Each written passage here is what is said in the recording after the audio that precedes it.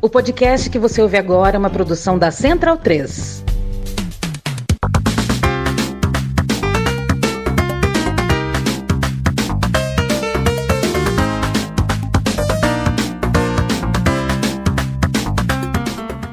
Bem-vindo e bem-vinda ao podcast O Monolito. Eu sou o Leandro e trago hoje um papo com o jornalista Marcelo Barreto. Se você, por acaso, só vê TV, ou só ouve rádio, ou só lê jornal, ou só acessa a internet, acho que você igualmente teve a companhia dele, ou a chance, pelo menos, da companhia dele em algum momento.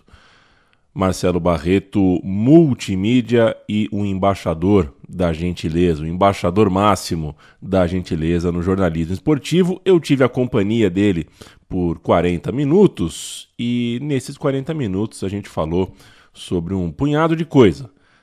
De carreira, claro, mas também de lazer, de viagem, de pandemia, da vida que a gente leva, né? Eu gostei e espero que você também goste.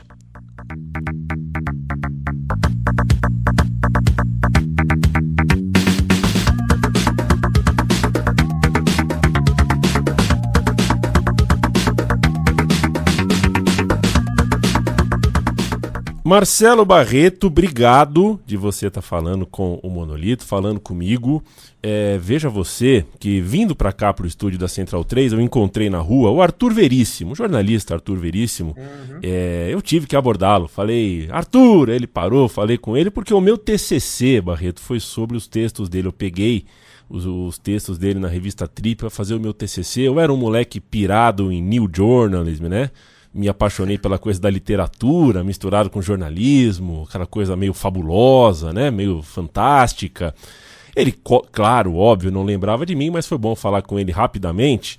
E eu faço a pauta para o Monolito andando, né, tocando o dia, vou conversando, almoçando, jantando, vou pensando em coisas para perguntar. E a pergunta que eu ia fazer para você e vou fazer para você, eu acabei de fazer para ele, que é a seguinte: como foi a sua pandemia? Perguntar isso para o Arthur Veríssimo é diferente, porque ele é um militante da yoga, né? Ele é muito aprofundado em questões espirituais, exercício, de respiração, uma pessoa muito espiritualizada.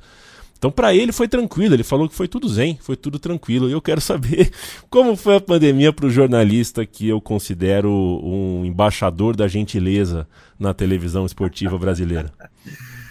Muito obrigado. Você me botou uma pressão dupla agora. Primeiro eu tenho que ser gentil com você, né? Que esteja aos pés da resposta do Arthur Veríssimo. Mas vamos lá, vamos tentar. É curioso, né? A gente está gravando um dia depois dos 3 anos do anúncio da OMS, né? De que a gente estava vivendo uma pandemia. E eu me lembro assim eu me lembro muito vivamente daqueles primeiros dias, do medo que meus filhos tiveram. E quando seus filhos têm medo, cara, aí te bagunça, né? E eu me lembro de conversar muito com a minha mulher sobre isso, o que a gente pode fazer para eles não se sentirem assim tão acuados. A gente fez um passeio de carro, porque ela não aguentava mais ficar em casa.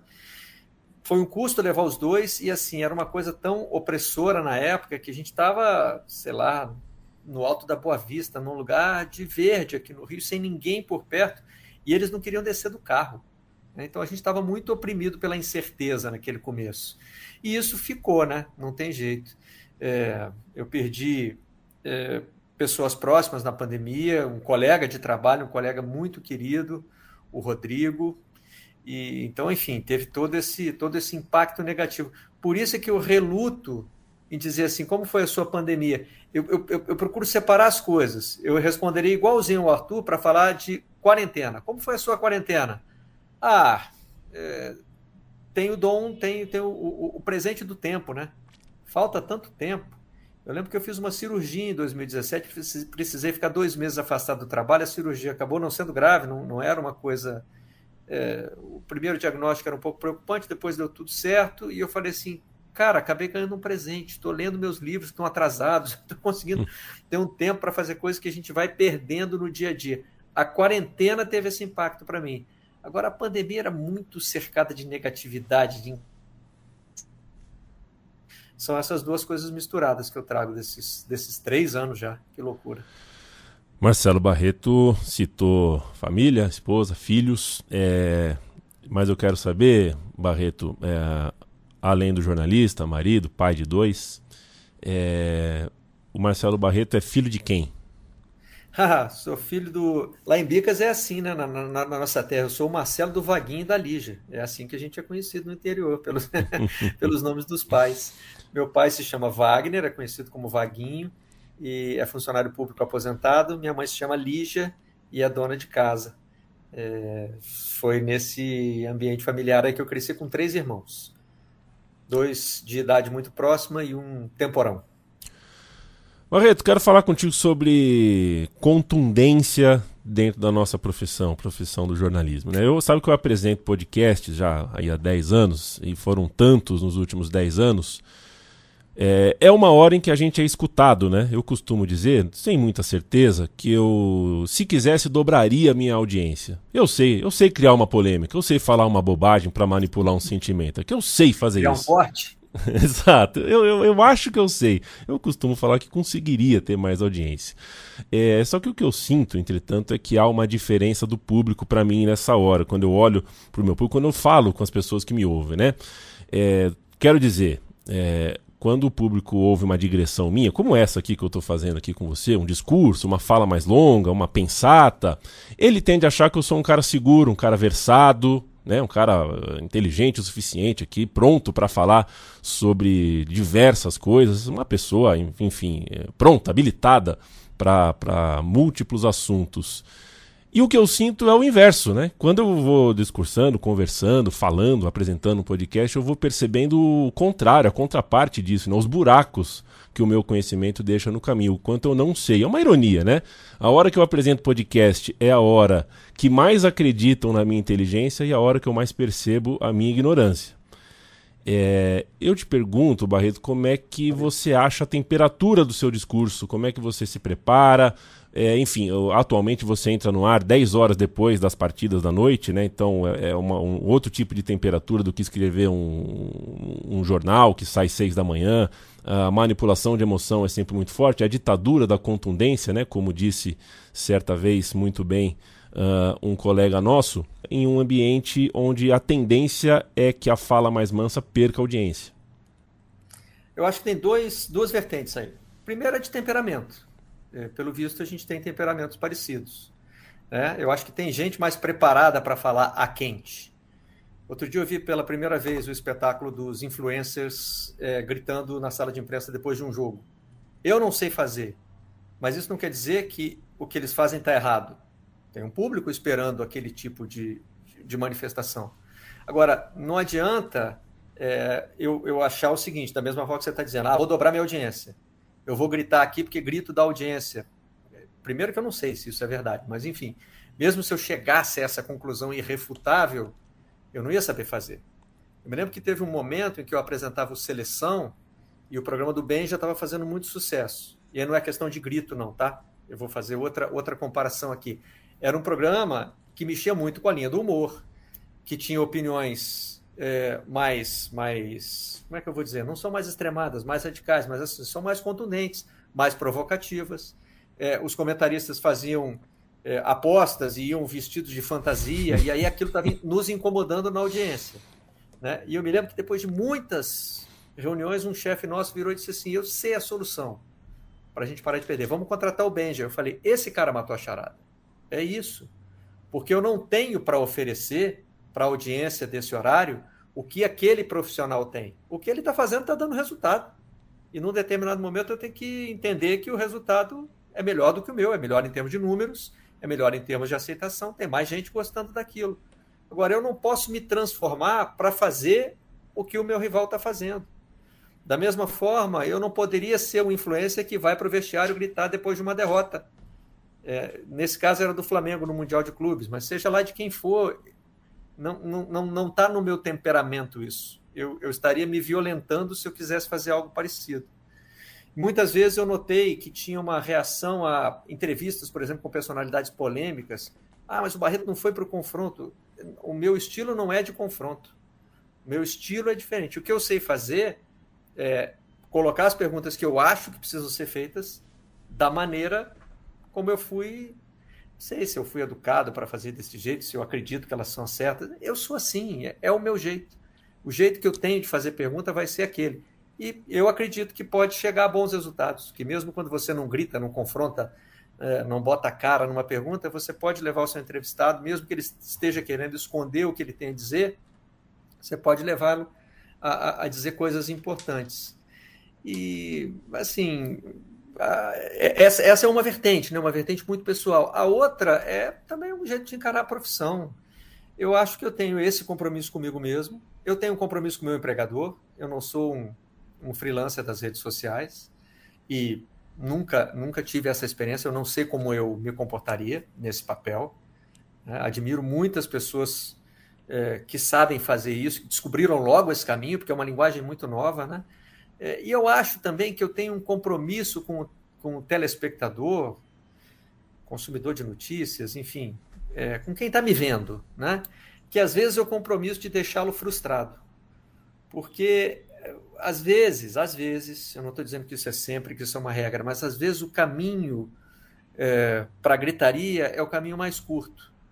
E eu acho que o jornalista, na maioria das vezes, precisa ser frustrante. É o cara que tem que contemporizar, que tem que ouvir o outro lado, que tem que tentar entender o contexto da situação. Isso é meio chato, né? Na verdade, isso é uma coisa meio mala. Pô, lá vem esse cara, eu estou aqui querendo pedir a cabeça do treinador. Vamos pegar um exemplo bem banal, bem bobo, né? Agora é Vitor Pereira no Flamengo, amanhã vai ser outro. Eu quero que demita o Vitor Pereira. Aí vem esses caras dizendo, não, porque é o trabalho, é o tempo, tem que isso, tem que aquilo. Desculpa, mas a minha função é essa. A minha função é, às vezes, de ser frustrante. E a gente tem que defender e falar sobre isso, inclusive em nome dos jornalistas menos extrovertidos, né? O jornalista tem direito a ser introspectivo, né? E a gente tem colegas de profissão que acabam sendo obrigados a vender o próprio peixe, a usar as redes sociais de uma maneira extrovertida, e você percebe que isso é difícil para a pessoa, né? E aí a gente às vezes critica alguém porque está numa mídia e nessa mídia ele não está muito à vontade, é uma saia justa, é uma camiseta apertada. Porque às vezes a gente é introspectivo, às vezes a gente é mais da redação, às vezes a gente é mais do bastidor, às vezes a gente é mais da apuração, e aparecer sorrindo na frente de uma câmera não é fácil. Ninguém explica pra gente aos 18 anos que vai ser assim. Mas até pra gente não fugir desse raciocínio, Barreto, queria falar um pouquinho sobre o jogador. Nem você tem lidado muito com ex-jogadores, e na Copa do Mundo, agora a última, até com jogadores em atividade, né? Foi uma das novidades editoriais da última Copa do Mundo. Né, os canais Globo, Sport TV, colocou o lateral esquerdo do Flamengo para falar sobre tático, o técnico do Botafogo. Isso foi interessante, mas eu sinto que acabou o fetiche do Projac, né? O jogador de futebol hoje não tem mais aquela coisa de vou falar na Globo, né? Não me parece mais que é o Maracanã para esse cara, assim, né? Pedir música no Fantástico já não é mais, vou aparecer no Fantástico, né? E sei lá, tô chutando aqui que meio que tá posto para essa classe toda de atletas que jornalista é chato. Jornalista é um cara rabugento que vai perguntar sempre a mesma coisa, às vezes está com má intenção, às vezes está de implicância, e isso talvez afaste o cara da gente. A gente está falando isso aqui num podcast, né? Não nos esqueçamos que o Tietê e o Richarlison recentemente deram depoimentos muito importantes sobre carreira e sobre visões de mundo em podcasts, não foi na Globo, né? Não foi no Fantástico como talvez teria sido alguns anos atrás. Eu queria te ouvir sobre essa troca de ideias, de experiências, como é que você sente, como é que os ex-jogadores que se relacionam com você, o que é surpreendente para você, o que é esperado nesse encontro, né? De repente o cara passou 10, 15 anos de uma carreira blindado do jornalista, pensando uma coisa da nossa profissão, e na hora desse encontro vocês de repente têm uma troca que é diferente daquela que vocês imaginavam. Bom, vamos lá. Primeiro sobre a introversão, né? Você citou o seu gosto pelo New Journalism, e a gente tinha o Tom Wolfe, que era um cara todo extrovertido, e o Gay Talese, que era o oposto, né? Embora ele se vestisse como um dandy, ele era um cara quietinho, né? E os dois chegavam ao que queriam. E a gente pode fazer críticas ao trabalho dos dois, né? O Gay Talese, naquele livro sobre os motéis ali, ele deu uma, deu uma vacilada grande, né? Abalou um pouco da admiração que eu tinha por ele, mas enfim, o trabalho que ele tinha construído está lá. E eu acho que tem espaço para o introvertido e tem espaço para o extrovertido. Sobre o jogador não precisar mais daquele meio de comunicação, eu particularmente acho um alívio, porque tira um pouco também do peso que a gente tem de ser o contato, né, do jogador de futebol, do treinador com o mundo. É bom que ele tenha outros caminhos, é bom que ele possa se manifestar. No redação, a gente não tem muito pudor assim, não, vamos preferir a entrevista que o cara deu para a gente. O que importa, a nossa matéria-prima é o que foi falado. A gente vai debater em cima disso. Então, se falou para nós, se postou numa rede social, se falou para outra emissora, cara, tudo está valendo. O importante é a comunicação. E esse relacionamento foi mudando também de outras formas, né? Quando eu comecei, os jornalistas que eram os veteranos na minha época, como por exemplo o Antônio Maria Filho, esses caras tinham uma proximidade verdadeira com os jogadores de futebol. O Maria era amigo do Zico, de outros jogadores com quem... Era muito comum você ter um jornalista padrinho de casamento. O Demário Toguinho foi padrinho de casamento do Pelé. Né? Imagina isso. Trajano foi morar com Sócrates em Florença. Exatamente, por aí vai, né? O relacionamento do Juca também com Sócrates, você vai pegar vários exemplos por aí. Tinha essa proximidade que por alguma razão se perdeu, né? E aí surge, claro, tudo vai se profissionalizando, surgem as assessorias de imprensa, as entrevistas coletivas, o contato vai ficando mais profissional. E eu não quero apontar esse processo como vilão. Foi assim que a coisa caminhou. A gente foi se afastando. O efeito colateral ruim que eu vejo é que se criou um certo afastamento no sentido de um ter um certo preconceito com o outro, uma visão preconceituosa do outro.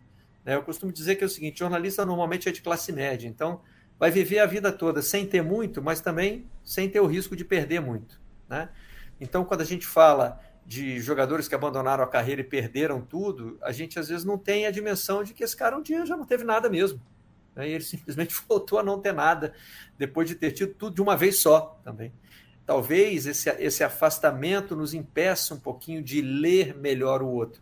E isso acontece na outra mão também, né? Eu não sei se eu estou cometendo uma inconfidência aqui, eu acho que o Felipe não vai ficar chateado por eu estar dizendo isso aqui.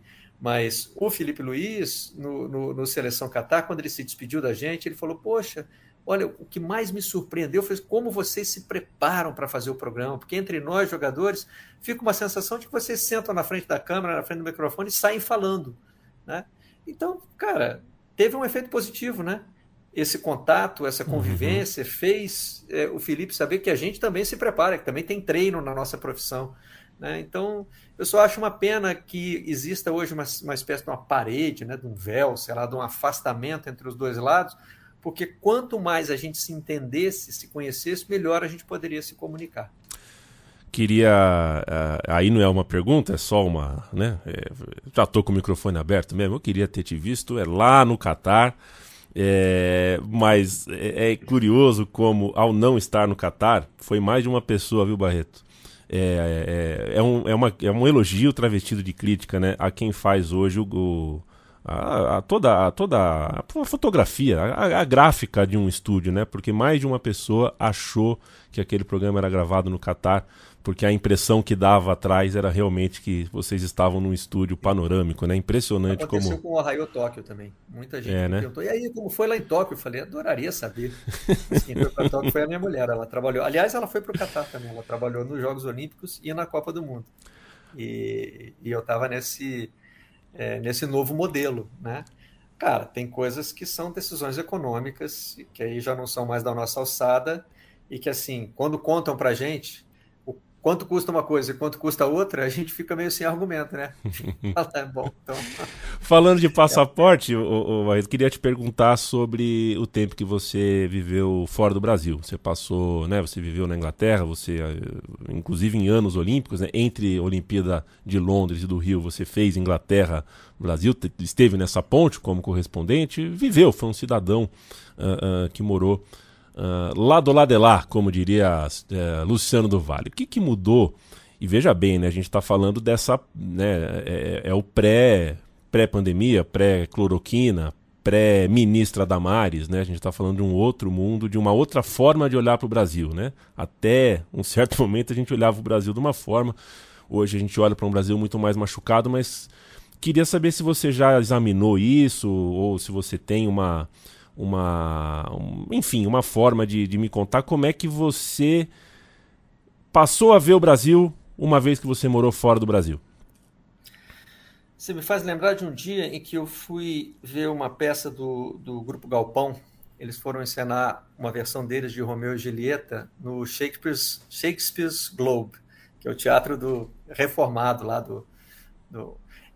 acharam um lugar aproximado onde as peças do Shakespeare eram encenadas, né? E fizeram uma construção de época, e aí tem vários festivais, num deles vão companhias do mundo todo, e aí estava lá o Grupo Galpão, que é mais especificamente da minha terra, é de Minas, eu sou mineiro como eles, eu estava com a minha mulher e com um casal de amigos, e quando acabou, era tudo tão bonito, era tudo tão envolvente, que a minha primeira reação foi gritar Brasil, que hoje parece uma coisa meio anacrônica, né? Meio patriota. Patriota hoje virou palavrão, né? Enfim, não podia imaginar que as coisas iam tomar esse rumo. Mas, assim, é tão legal quando você está fora do Brasil e você vê algo de bonito feito pelos seus compatriotas, né? Pelos brasileiros. Então, a minha reação foi gritar Brasil como se estivesse num jogo de futebol, sabe? Vendo a seleção brasileira. E engraçado que eu vi a seleção brasileira lá e não gritei Brasil como gritei nesse dia no teatro. Mas assim, são tantos sentimentos e eles às vezes são até meio conflitivos, porque eu noto que brasileiros, principalmente os de classe média, que vão morar no exterior, voltam muito encantados com a questão da ordem, né? A gente estava em Moscou para a Copa do Mundo fazendo críticas ao país, ao Putin, e uma produtora estava trabalhando com a nossa equipe, que é uma brasileira que mora lá, começou a fazer contra-argumentos no sentido de, olha, mas aqui a gente não sofre com o problema da violência. Essas questões de civilidade do dia a dia impactam muito o brasileiro, né? A gente aqui parece que fica um pouco oprimido pela bagunça do dia a dia. Mas depois essa bagunça começa a fazer falta. Eu me lembro que quando a gente estava no nosso segundo inverno lá, e o inverno demorava para ir embora, já era fim de fevereiro e ainda fazia frio, aí apareceu a oportunidade de tirar uma folga e a gente foi procurar um lugar, primeiro critério, tem que ter calor. Então, não dava para voltar para o Brasil, que seria muito caro, e a gente achou o Marrocos como opção. E foi uma viagem super legal, uma viagem que a gente se lembra com muito carinho, em família. E eu me lembro de ter comentado com a minha mulher, poxa, essa aqui é a Bahia mais perto da Europa, né? Em 2-3 horas de voo a gente estava lá. Lembrei disso agora, ainda ao Marrocos fazer o Mundial. Então, assim, você vai se repensando no diferente, né? Você vai vendo como os ingleses são diferentes da gente, em algumas coisas para o bem, em outras coisas para o mal. O relacionamento pessoal é muito complicado, né? Os ingleses são muito fechados. Então, você vai identificando características suas. Eu só procurei evitar na volta ter o sentimento de dizer como lá na Inglaterra era legal e como aqui no Brasil é ruim. Eu acho que não é por aí. Dá para viver coisas muito legais como eu vivi, como a minha família viveu na Inglaterra. Também você tem que enfrentar algumas dificuldades, morando no Brasil sendo brasileiro ou morando no exterior sendo brasileiro. Barreto citou um livro do Guy Talese, que eu imagino que seja O Voyeur, correto? É esse, né? O Voyeur. Até virou um documentário também, né? Uhum. E ele foi muito questionado pelos métodos que usou aí, enfim. Aí... Companheiro, saindo, né? Olimpíadas de Londres 2012, Rio 2016, sai da Inglaterra, tá no Brasil. É um dos grandes golaços da carreira televisiva do Barreto, na minha opinião, o lançamento e depois a sustentação do formato de um programa olímpico o ano inteiro, né? Como eu queria que a gente falasse de carnaval o ano inteiro, por exemplo. Inclusive carnaval, isso que você citou, cada vez que eu vou para Sapucaí, todo ano vou para Sapucaí, é a hora que eu tenho vontade de gritar Brasil, é a hora que eu saio falando, porra, esse país, caralho, né? Sinta essa vontade. Mas como você tem, hoje o programa chama Savá, né? Que vai saber o que vai ser para rumo a 2028, né? Acredito que a cada Olimpíada vai mudar o nome do programa, que fala sobre esportes olímpicos, mira a Olimpíada. E quando estreou, né? No dia da abertura olímpica no Rio, em 2016, eu tava muito, muito ruim de grana, sabe, Barreto? Tava muito mal de grana, mas fui pro Rio de Janeiro, dei um jeito.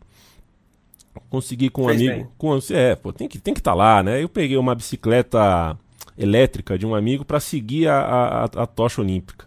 Segui um pouco ali, Gávea, né? Ipanema, Leblon, fui Copacabana, nem mais um pouquinho, ele tava a tocha indo rumo acho que a Glória, né? Indo pro centro.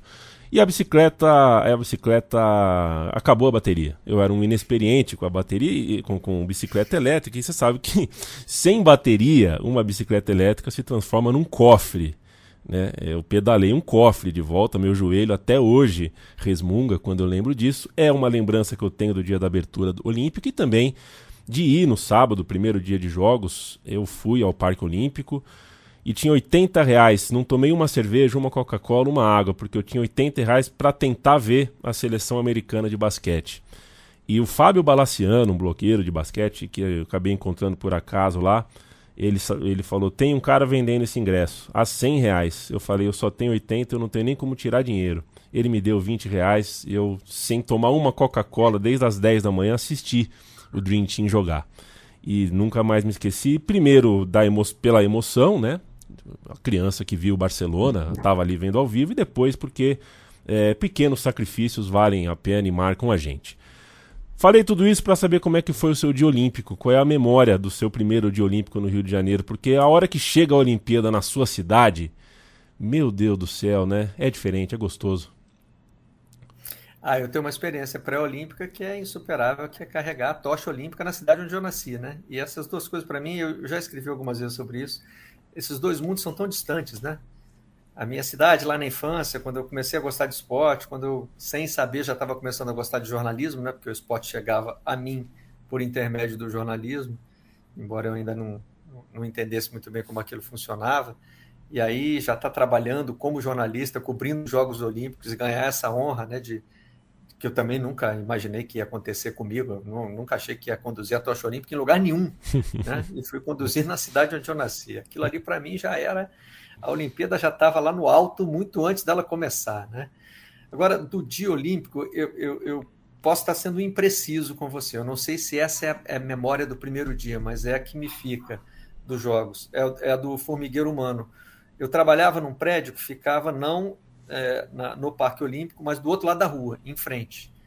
Então era um andar alto, que o Sport TV alugou, fez um estúdio ali, e a gente tinha uma vista do parque. E dali dava para acompanhar a movimentação das pessoas. E eu gosto do esporte olímpico há muito tempo, né? Hoje tenho esse privilégio de estar, né, num programa semanal sobre o assunto que é o que mais me dá prazer de falar. Não é que eu não goste de futebol, mas assim, eu tenho um carinho diferente pelo esporte olímpico. E o futebol é dominante, né, cara? O futebol, você Sim. trabalhando com jornalismo esportivo, você vai falar sobre futebol, vai viver futebol. E aí eu estava vendo assim, aqueles 10, 20% da nossa programação, né, estavam tomando a programação inteira naquele momento.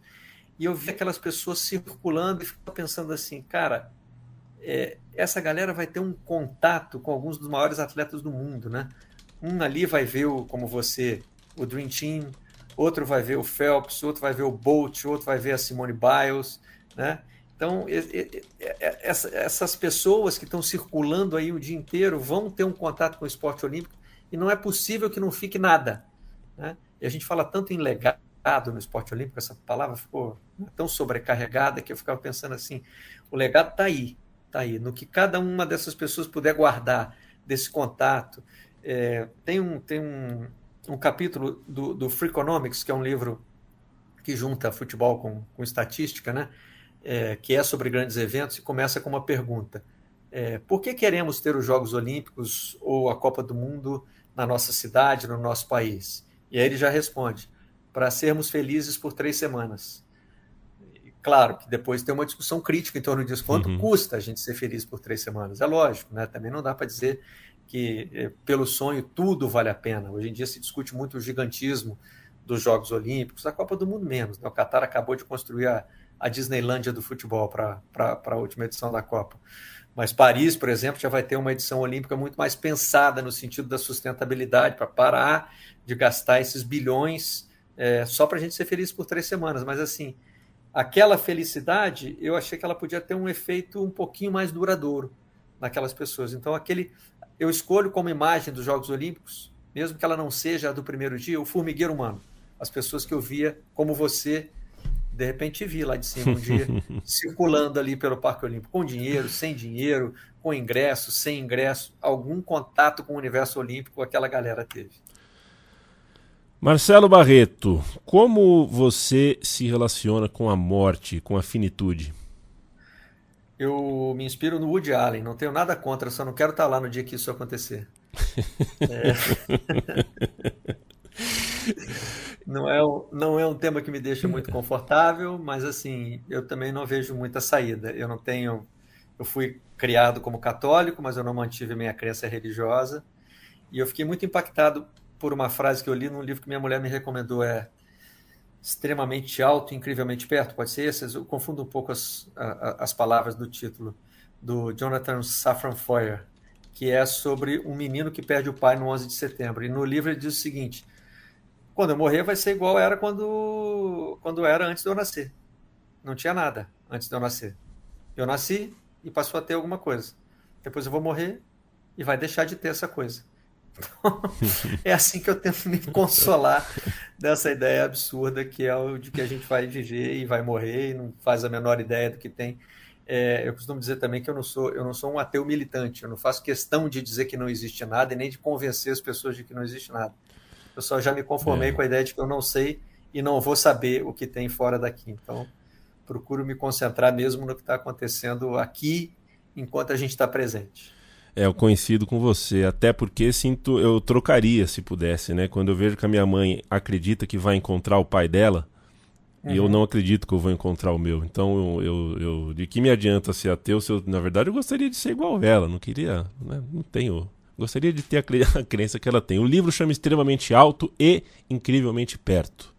Isso dá para achar até baratinho, pelo que eu joguei no Google aqui, tá até baratinho. Eu perguntei de morte, de finitude, Barreto, vou trazer para o jornalismo aqui, a gente está chegando na reta final do papo. Tudo tem passado rápido demais, talvez não a vida, na pandemia, assim, mas no ritmo o ritmo da comunicação tem sido muito rápido, né? Veja você que da Copa do Mundo para cá, e da Olimpíada também, né?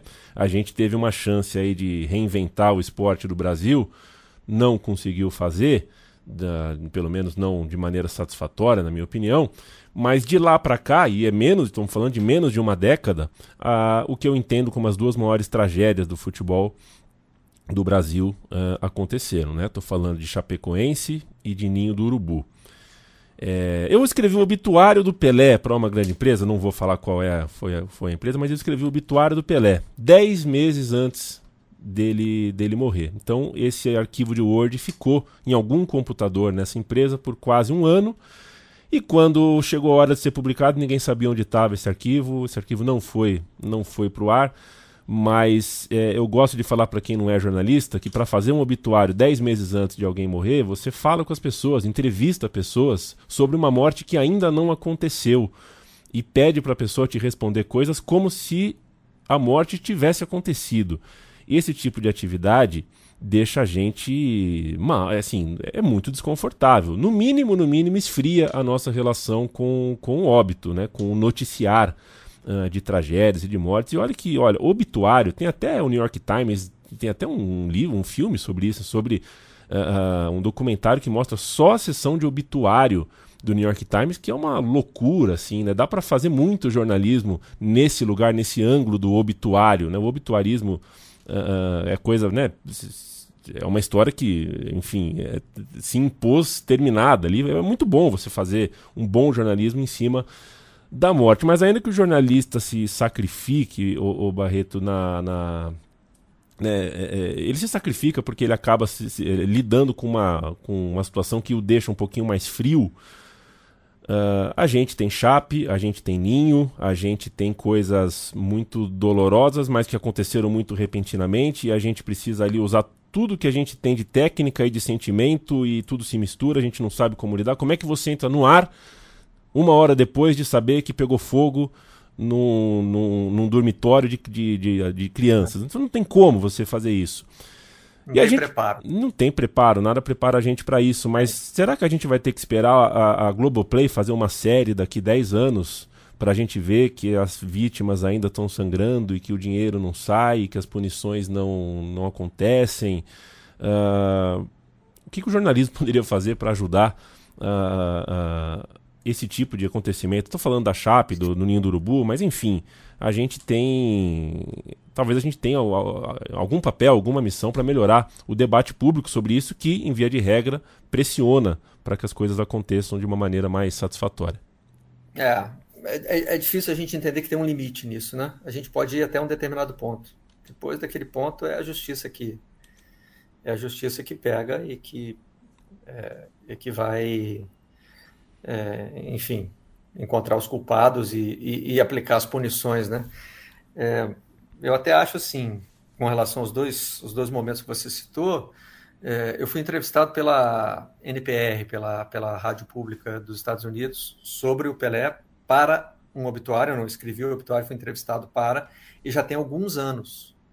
E eles diziam que fazem lá os obituários com muita antecedência. E aí o exercício que eu fiz foi, eu vou falar sobre o Pelé, jogador, sobre uma carreira que já está encerrada, né? Então eu não estou aqui fazendo nenhuma... Isso não me tirou da zona de conforto. Eu só estou falando sobre o que o Pelé significou. Ele já tinha, né, naquele momento, ele já não era mais o jogador Pelé. Então foi ali onde eu encontrei um jeito de falar sobre o Pelé sem me sentir muito nefasto. Com relação à Chape, foi o pior dia da minha carreira, porque misturou pessoal com profissional. A gente foi pro ar ainda sob o impacto da notícia, com choque, sabendo que tinha perdido amigos, né, que não eram só amigos de profissão. Eu perdi naquele voo algumas pessoas que faziam parte da minha vida em outras áreas, que não só a vida profissional. Então foi muito doído, muito doído. E no caso dos meninos do Ninho, evidentemente eu não os conhecia, mas, né, é uma história que toca qualquer um. Você é capaz de se relacionar como pai, enfim. E ali o exercício jornalístico que se faz primeiro, você se colocar no lugar da família de quem está recebendo aquelas notícias. Eu me lembro que teve um momento em que começaram a surgir notícias sobre um goleiro que teria sobrevivido. Será que é o Danilo, né, que era o goleiro titular? Será que não é? E aí, num determinado momento, eu falei, gente, só vai para o ar notícia confirmada. A gente não pode ficar falando uma hora que o Danilo está vivo, outra hora que o Danilo está morto. Porque a família do Danilo pode estar vendo a gente, né? Então, como é que essas pessoas vão reagir, né? A gente agora tem que lidar com a informação oficial. Não dá para pensar em furo jornalístico numa hora dessa, né? É grave demais para isso. Então, esse foi um caminho que a gente seguiu. E assim, o difícil é você não deixar a revolta tomar conta, né? É não querer encontrar um culpado imediatamente, porque aí também você pode apontar o dedo para o lugar errado e pode cometer uma injustiça muito grande. E aí você faz um questionamento aí que é difícil, né? Qual é o papel do jornalismo? Até onde a gente pode ir? Até o limite das nossas forças, até o que a gente puder apurar, até o que a gente puder investigar, até o que a gente puder trazer de luz para esclarecer os casos, porque assim... São momentos em que a perda já existiu, você não vai trazer as pessoas de volta, né? Eu sei que essa é uma frase chavão, mas ela é correta, né? Então, o que você quer é ajudar a que algum tipo de justiça seja feito. E aí é você esgotar os seus recursos e entender que, no fim, não é você que faz a justiça, né? Quem deveria fazer justiça é a justiça, o que, infelizmente, no Brasil a gente sabe que nem sempre acontece, né?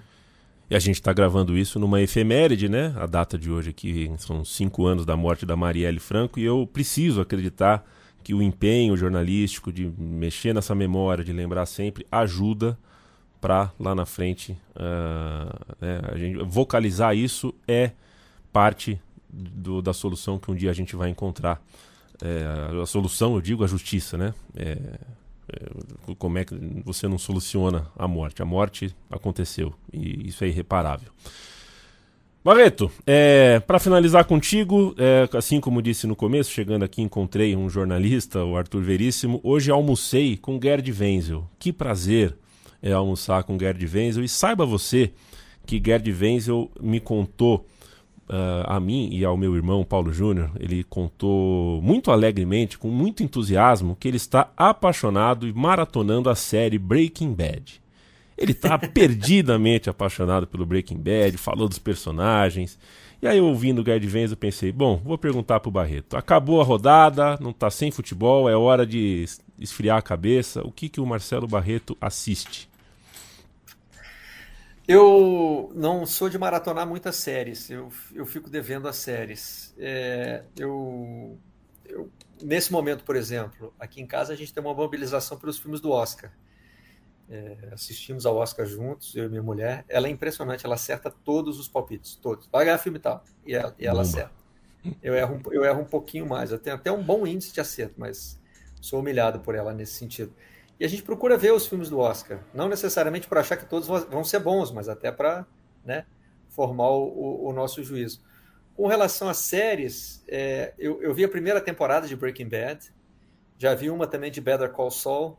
O meu problema é ter um envolvimento de longo prazo que as séries estão pedindo, né, cara? É longo, né? Mesmo. Esse termo é o correto, né? Assim, eu me sinto oprimido pela falta de tempo, mas algumas me pegam, e assim, eu tenho que confessar que a que me pegou mesmo, a série que eu curto, que eu me envolvi com os personagens, que eu tenho um cartazinho escrito Believe aqui na porta do meu quarto, que foi presente de aniversário que eu ganhei da minha mulher, é Ted Lasso. Eu sei que parece muito pouco original, um cara que cobre futebol, que trabalha com jornalismo esportivo, gostar de uma série sobre um clube de futebol, né? Mas assim, é muito bem sacada, cara. Os diálogos são muito bons, tem muita coisa interessante. Então, a gente está gravando na véspera do começo da terceira temporada, e para essa eu vou achar um tempinho. Vou ter que dar um jeito. Estou com uns compromissos aí, estou fazendo mestrado, estou envolvido com a produção de 2 livros. Não está muito fácil, não. Isso entre o Redação, o Globo Esportivo e a coluna do Globo no domingo. Mas para o Ted Lasso vai ter tempo. E eu informo a todos que, me olhando no espelho do banheiro, como todos os anos, eu dou o meu Oscar. E não quero nem saber. E o Oscar de 2023, para mim, é de After Sun, o grande filme que eu assisti nesse Adorei. ciclo aí. Muito, muito bom, de uma sutileza melancólica muito bonita. Marcelo Barreto, o Monolito, a Central 3, a gente te agradece muito pelo tempo. Sabe que a comunicação independente, Barreto, e eu não critico, não estou fazendo uma crítica porque eu sei como são as coisas, a comunicação independente recebe muito não na vida. Né? Muito não. Não. Eu quero credencial? Não. Quero entrevista? Não. Quero fazer visita? Não. E eu confesso a você que eu achava que a firma diria não para mim ao pedido de conversar com você. Que bom que ela disse sim e que bom que a gente passou uns minutinhos aqui. É a primeira vez que a gente se conversa e fazia um tempo que eu torcia para que essa conversa acontecesse. Brigadão, viu? O não a gente já tem, né? Essa é uma regra da vida que vale para o jornalismo. Então, tem que exercer. Fiquei muito satisfeito com o sim também. Foi um prazer bater esse papo com você.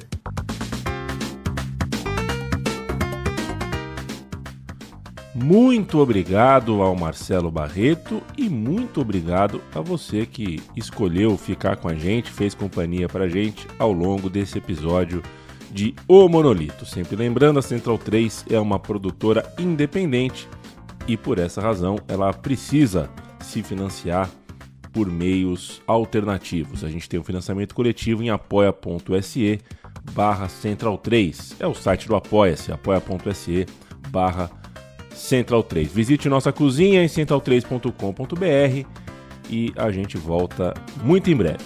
Beijo e um abraço.